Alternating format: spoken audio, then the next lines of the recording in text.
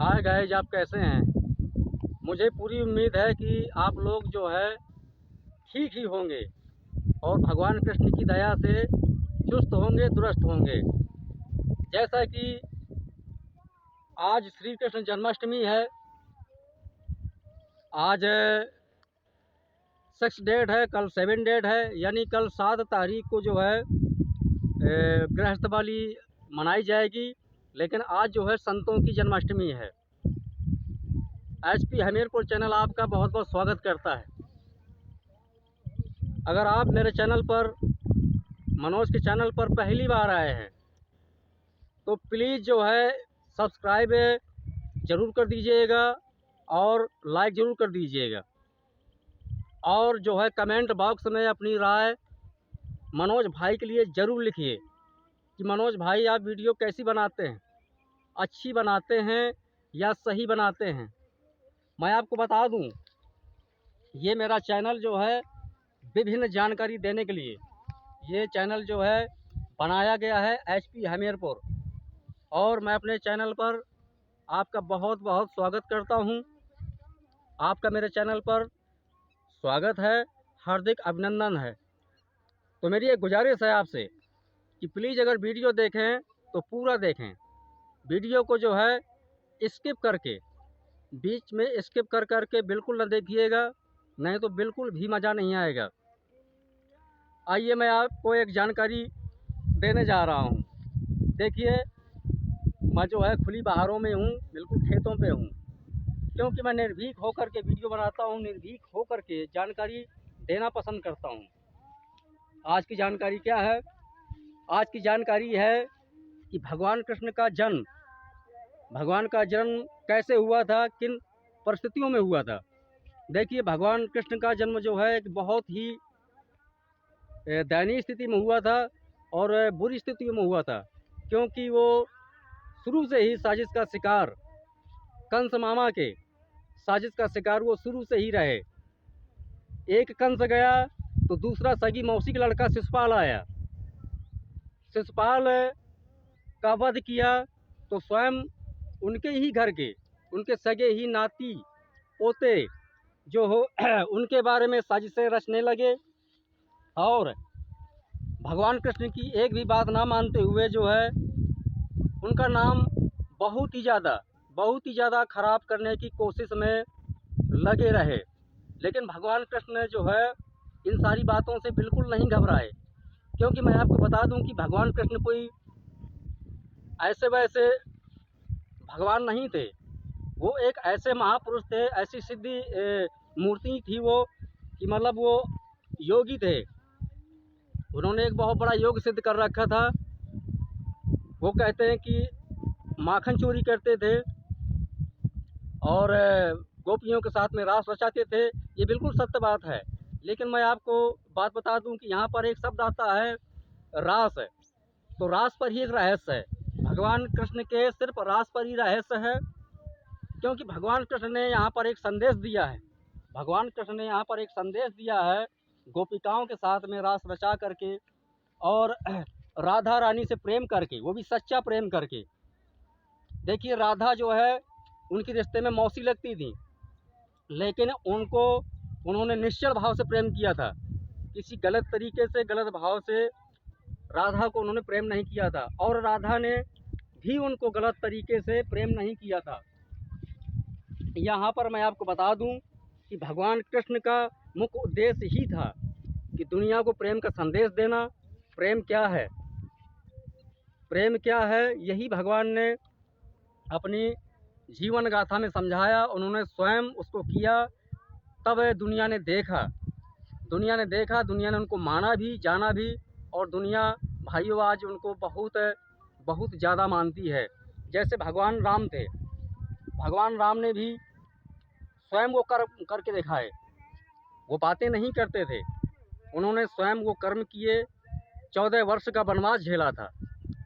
उन्होंने समाज को ये बताया, दुनिया को ये बताया, ब्रह्मांड को ये बताने की कोशिश की कि बिना संघर्ष के जो है ये जीवन संभव नहीं है। आपको संघर्ष झेलना ही पड़ेगा। और कभी भी, मुझे तो 14 वर्ष का वनवास हुआ है, आपको पूरी जीवन भर के लिए, पूरे जीवन भर के लिए आपको अपना घर द्वार सब कुछ छोड़ना पड़ सकता है।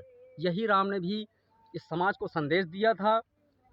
भाइयों, मैं आपको बता दूं कि भगवान कृष्ण वो योगी थे कि अपनी योग माया से वो सब कुछ जानते थे। कृष्ण के कंस के बारे में जानते थे, शिशुपाल के षड्यंत्रों को भी जानते थे कि शिशुपाल मेरी सगी मौसी का लड़का है, मतलब वो चचेरा भाई था। मौसी का लड़का हो या उनके दादा का लड़का हो, लेकिन चचेरा भाई था जो रात दिन भगवान कृष्ण के प्रति षड्यंत्र रचता रहता था। वो अपनी योग माया से जानते थे कि शिशुपाल अगले पल क्या करने वाला है। तो उन्होंने शिशुपाल को एक वार्निंग दी थी कि शिशुपाल, मैं बार बार तेरे अपराध नहीं क्षमा कर पाऊंगा। अगर तूने हद कर दी, 100 अपराध कर दिए, तो 101 बार में मैं तुझे मार दूंगा। और भगवान कृष्ण ने जो जबान दी थी शिशुपाल को, उन्होंने कह करके दिखा दिया था। जैसे ही 100 साजिशें भगवान कृष्ण के प्रति पार की और 101 साजिश का नंबर जब लगा था, तो भगवान कृष्ण ने जो है अपने सुदर्शन चक्र से शिशुपाल का धड़ ऐसे सर अलग कर दिया था। आप पढ़ लेना भगवान की कृष्ण की कहानी, ये बिल्कुल सत्य बात है, ये फेंक बात नहीं है।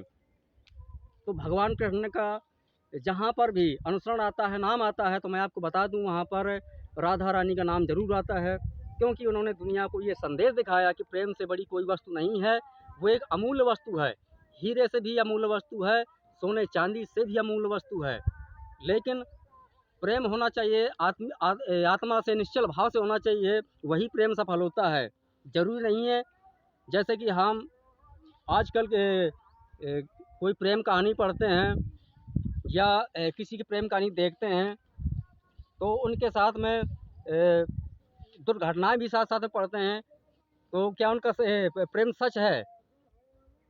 हो सकता है कुछ हद तक सच हो, लेकिन मैं भी नहीं मानता, क्योंकि आज के युग में सिर्फ स्वार्थ कारण ही, अगर स्वार्थ है तभी आदमी प्रीत करता है, तभी आदमी प्रेम करता है।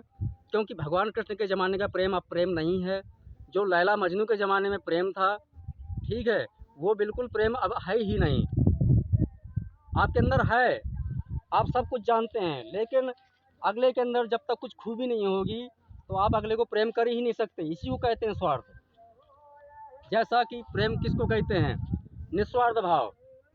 मान लीजिए कि रास्ते पे चींटी चल रही है, बेचारी का क्या दोष है? कुछ दोष नहीं है, बेचारी छोटी सी है, छोटा जीव है।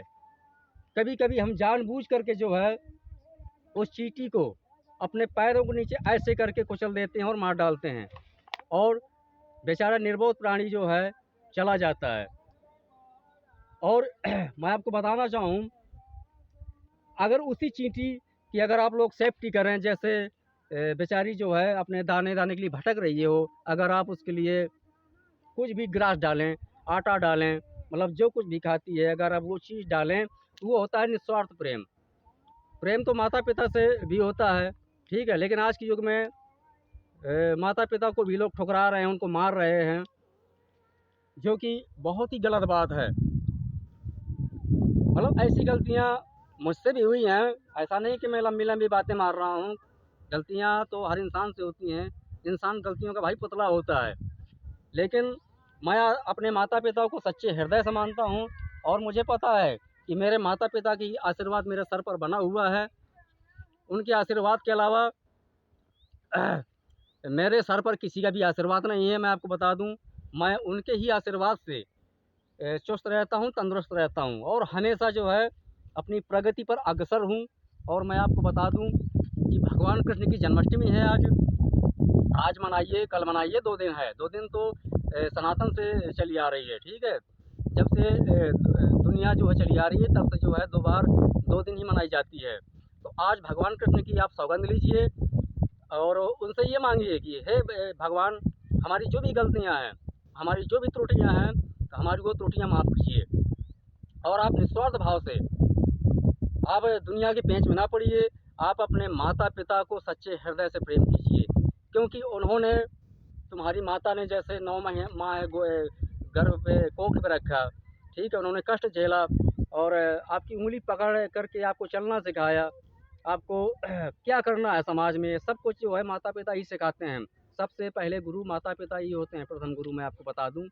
इसी वजह से आप माता पिता को सर्वप्रथम मानिए और कसम खा लीजिए कि आप अपने माता पिता का दिल कभी भी नहीं दुखाएंगे।